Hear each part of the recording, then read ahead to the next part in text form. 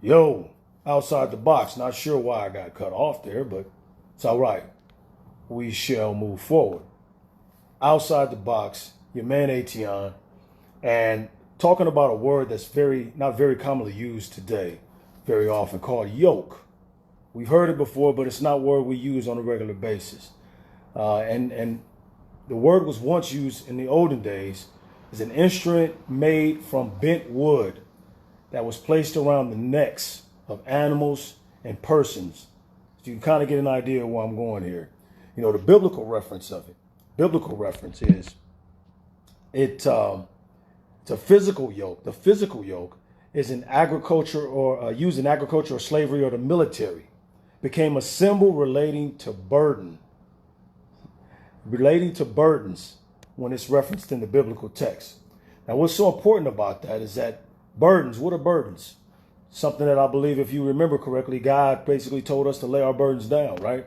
Lay our burdens before him. So in the book of Galatians, chapter 5, verse 1, it says, "Stand fast, therefore, in the liberty by which Christ has made us free, and do not be entangled again with the yoke of bondage."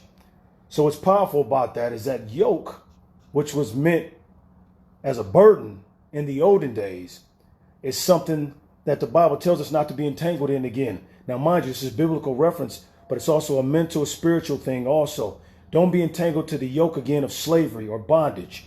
And I think that many times we've allowed the yoke of entanglement to take over our lives on many occasions, be it whatever challenge we may be going through. So I'm encouraging you, as a person who's created by God's amazing hands, to take away the bondage and the strongholds that may be holding you back in your life. And that could be anything. It could be job. It could be people. It could be children, your children. It could be a man. It could be a woman. But if God tells us to not be entangled again, then we don't have to go back the way we came. We can go into another level, another stratosphere. I'm going to leave you with this. I heard it said once before, and I'll give it to you in the words of Ation outside the box. If you're not creating, you're being oppressed. Remember that. If you're not creating, you're being oppressed. So when we end with this, please, let's create something different. Let's create something different to not return again to the mindset of oppression. Because many people know, if you're smart enough to know, we're not being oppressed right now as a people on this earth.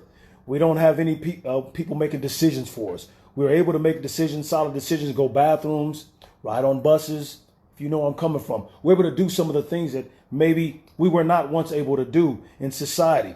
But I will say this, at the end of the day, if we're not creating or working on something or working towards something, we will become oppressed yet again in our minds. So let's stand firm. Let's get our heads right, as they say.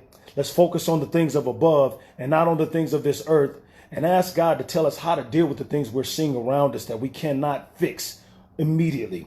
And if we can't fix them immediately, we begin to create. If we create, we become freed from any oppression that our minds may be dealing with. Don't forget, outside the box, like, share, subscribe. Catch us on YouTube, Instagram, and Facebook. I love and appreciate each one of you guys for watching. Outside the box, signing off.